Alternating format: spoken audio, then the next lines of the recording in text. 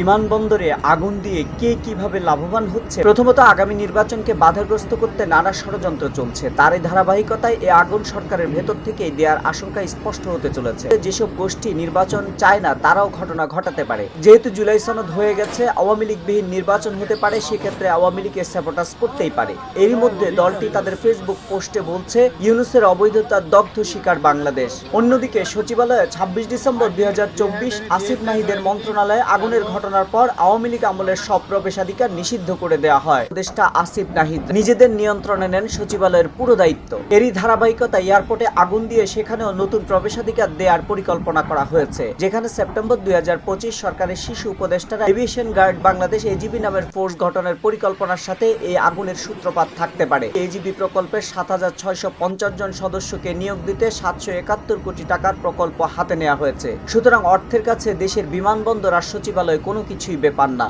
এছাড়া প্রত্যক্ষদর্শীদের কাছ থেকে জানা যায়, প্রায় ১.৫ ঘন্টা আগুন জ্বলছে স্কাইভিউ এয়ারলাইন্সের পাশে, অথচ সরকারের ফায়ার ফোর্স সে আগুন নেভাতে টালবাহানা করেছেন। নির্বাচন পেছানো ও নিজেদের আর্থিক স্বার্থ হাসিলের উদ্দেশ্যে সরকারে থাকা নতুন শিশু ইজারাদারদের কেউই এই ঘটনা ঘটিয়েছে বলে দেশবাসীর সন্দেহ জোরালো হচ্ছে। আর্থিক ফায়দা লোটা ও কার্গো টার্মিনালে ঢোকার পথ সহজ করে নিল।